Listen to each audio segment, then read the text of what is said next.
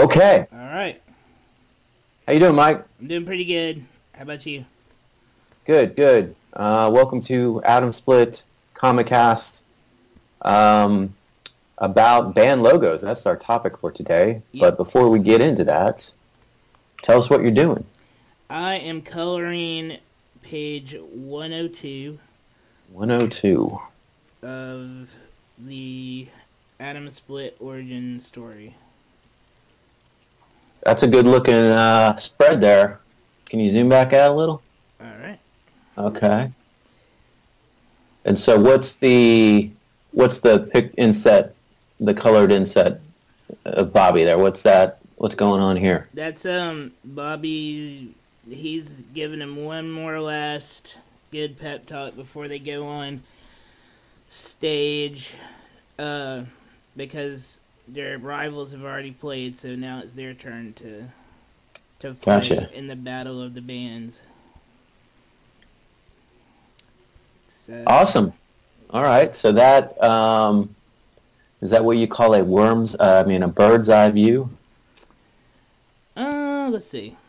Bird's eye view. Would I call that a bird's eye view? No. Call that a ceiling view? I would call it a high angle. High angle. Okay.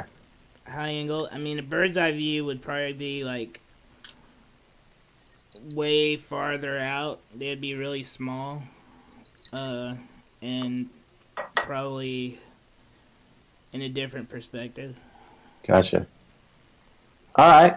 Cool. Well, that's looking good. So you're about to start coloring the inside of that? Yeah. What I'm gonna do first is I'm just gonna drop in one big color, and then since after that I can use the it's the magic wand for Sketchbook Pro, Mm-hmm. and it'll select things but not have like a halo around it like it does if everything is like white. Okay. I don't know why, but I don't know why it needs a color. I guess it selects the next best pixel, Okay. which would be color, and then Yeah. it just goes all the way up to the black and doesn't have like a gray halo, which it might not even have that after you flatten it and print it, but I don't know. Looks like Bobby's kind of been working out there. Well, he's covered up. He's not as plump as he has appeared before. It looks like he's maybe got some pecs happen there. He's got maybe Well, he's still a big guy, yeah. but he looks like he could kick some butt. His stomach is covered up by His silk shirt. disaster. Yeah. So he's kind of got his hands on. Oh, I see. Okay, Yeah. that's what it is. Yeah. It sticks out a little more than that. Okay, that's what I'm seeing. Yeah. All right. He's got. I don't know. I kind of like the muscular, strong Bobby. Well, maybe in the future he'll Get on a program. yeah, get on a program. All right. Cool. All right, man. So we were going to talk about band logos today. Yep. So Atomsplit, I think, has a pretty cool band logo. It does. I think it does too. Both the name logo that we have and the AS, the symbol logo that you came up with a number of years ago, right? Right. Do you remember how you came up with that? The original one, I came. Yeah, like the interlocking AS. Yeah, I wanted it to look, since the band's name was Atomsplit, I wanted it to look like a picture of an atom where, it has that little dot thing, and then waves, I guess, like north, south, east, west, Mm-hmm. northeast. Cool. So it's kind of like an asterisk, it's like an atom symbol, or Mhm. atom. So I wanted the Atomsplit, the AS to be part of that, and then just the other things, and then we went to like an angular type. So I still used the AS as part of the like graphic logo, but I changed Mm-hmm. I changed the circular parts of the atom to lightning bolts. Gotcha. Okay, that's right. Because I changed the typeface uh, when we kind of started the cartoon back when to the new cool kind of lightning niche typeface that we keep today. Yeah. But before, go ahead. And I kind it later on it kind of looks like the Tesla logo, but not exactly. So I think we're good. But the original Atomsplit logo was lowercase, and it was kind of almost a techno font, and I'll show that when I do the edit here. And then it changed pretty much to a capital letter, just a straight up font on MicroStar, and then it switched to what we use now. So it's had three versions, which is, interesting, and I think my reasoning behind that is because The Cure always changed their logos through their career. But we both know that most bands, when they get an iconic logo, they keep it forever, right? Right.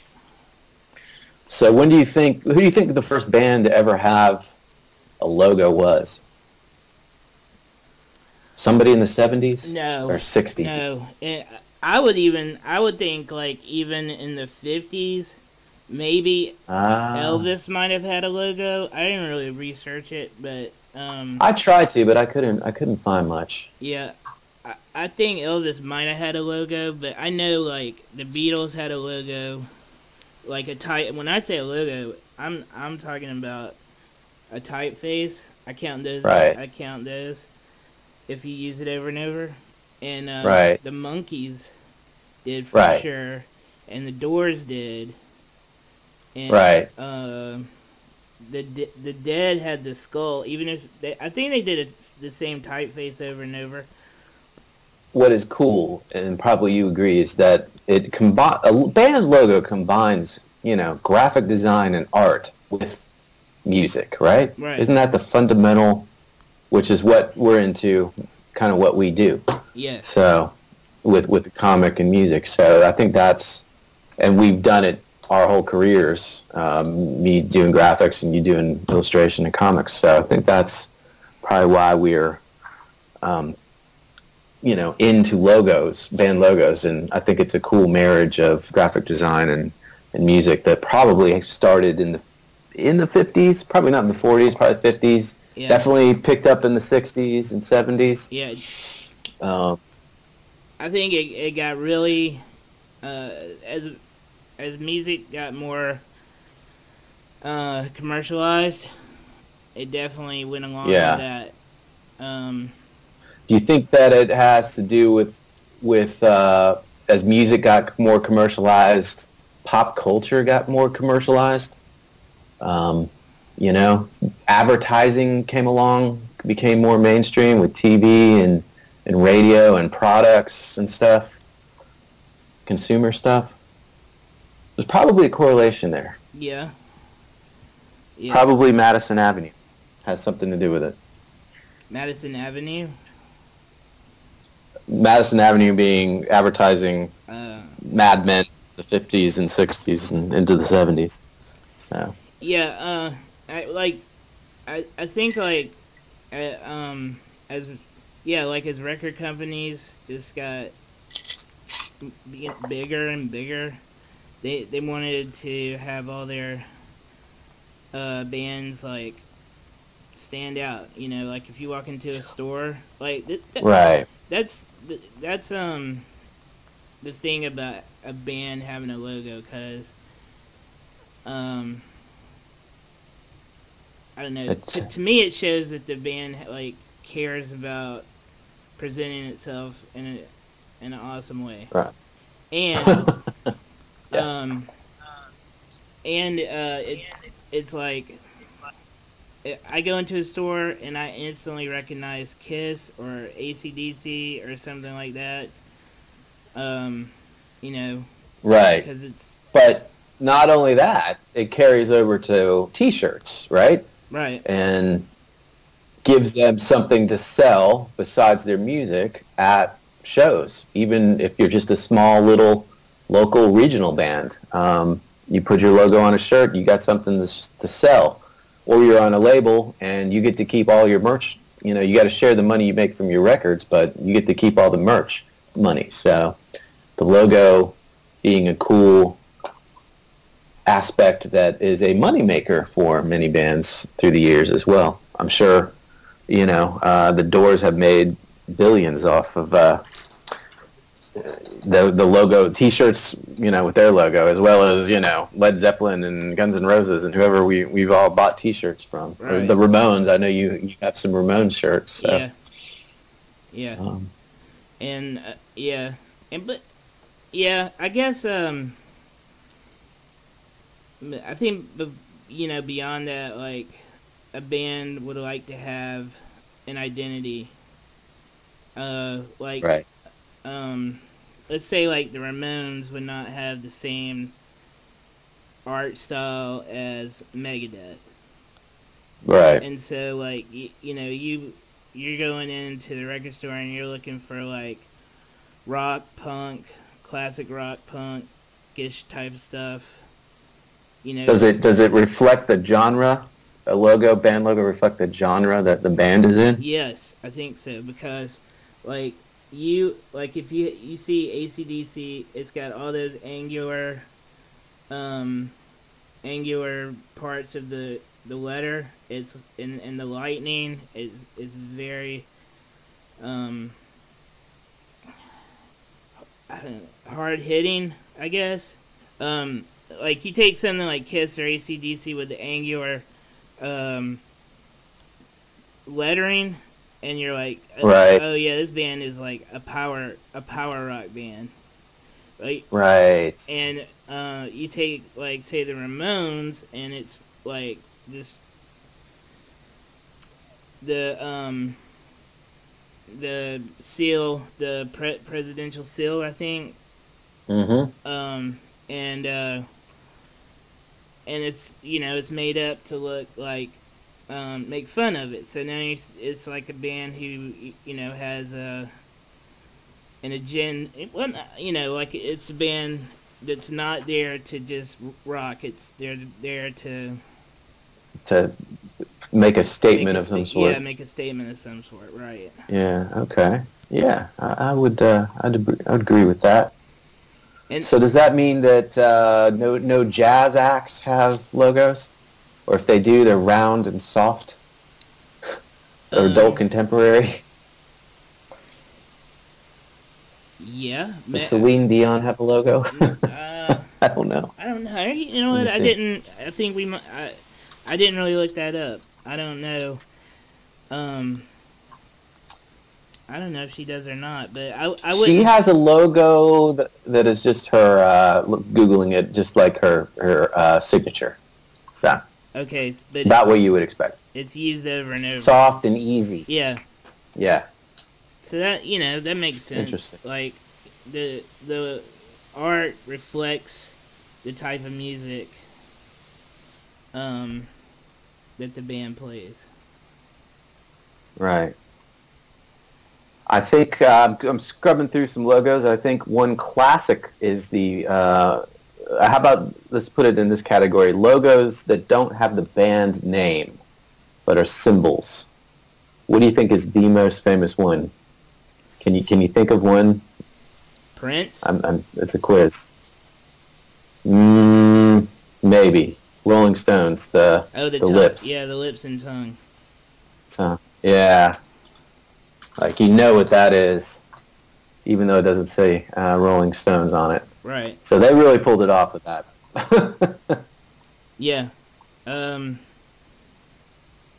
Yeah, the Red Hot Chili Peppers has the asterisks. Yeah. Prince had that symbol that was just representing his name, but I think he did that to so that he could own the songs that he made and not the record company. It was because he had some battle with the record company. Is why he changed his name to that logo. Um, And then you get to the Misfits, who has a skull, yeah, now and that's it. but that skull is from an old movie, and they just use that. Is it? Yeah. Yep. I think it's called like the Gray Ghost or the something, um, something Ghost, and they just use that. And now, I mean, nobody knows it's from like a 1920s movie. It's the Misfit skull. Right. So. Huh. So. All right, I've learned many things. And that's it. And you know, like going farther than just having like a graphic symbol. If you take like some metal bands have mascots Mm-hmm. that represent them, so you could see like Right. a character, and you would know, oh, that's Eddie, that's Iron Maiden, that's Vic, that's Megadeth, Snaggletooth, that's Okay. Motorhead, and so on. So, But that's a lower percentage who have mascots, but they use that in their shows and on the album covers and stuff. yeah. Yeah. Yeah. Yeah. So, I mean, even like I don't know. I know that like they have these logos and stuff to for the shirts and to sell shirts and to sell extra merchandise. To sell extra merchandise above and beyond the records and stuff, right? But Right. the thing about like the shirts is, you know, from the Comic Cons that I've been to with you, the comic book conventions, not Comic Con, or at least you know what I mean. If I wear, you know, usually when I wear the Motorhead shirt, somebody is always like, yeah, Right. and it's a bit of tribalism there. So like, you know, Right. that guy is cool. He's into the same thing you're into. It gives us a little indie cred too. Yeah.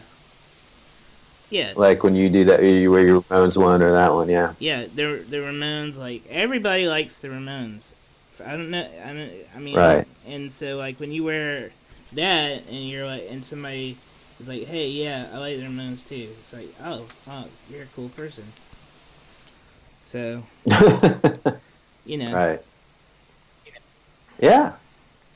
So band logos are a very important part of being in a band, Yeah. I would say. And so I guess what I'm getting at is like people say, oh, if you buy a band shirt, or you're just doing free advertising for them. And in a way, yeah, you are doing free advertising for them.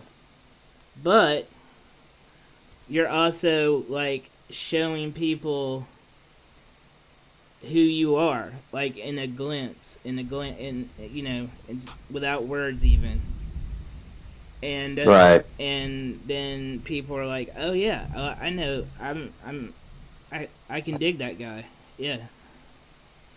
So it's Yep. it's more than just extra selling, or you know, it's Right. I think also, I don't know, you know, it also helps on flyers, or posters, print media, yeah, you know, to identify. I mean, as far as local or regional acts, if you logo established at that level, then you know, because everybody recognizes your logo from across the yard and seeing the flyer. So, in fact, that's a whole nother good subject for us to talk about, is band flyers. We'll do that one soon, but logo being an important part of that. so the logo is a good thing to have.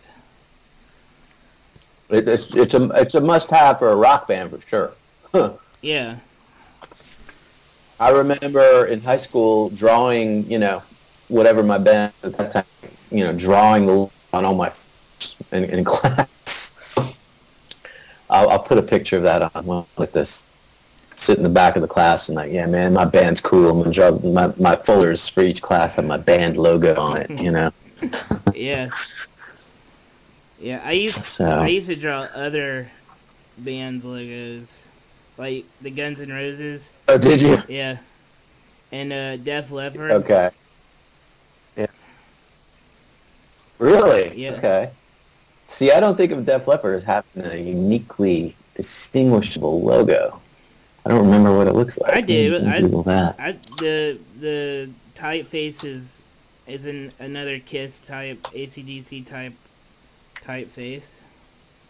It's got a bunch of angular. That's right. Yeah. Okay. Yeah, I forgot. You're right. Very sharp. Yeah. Yep. I'd have to say. Go ahead. That doesn't reflect that band though.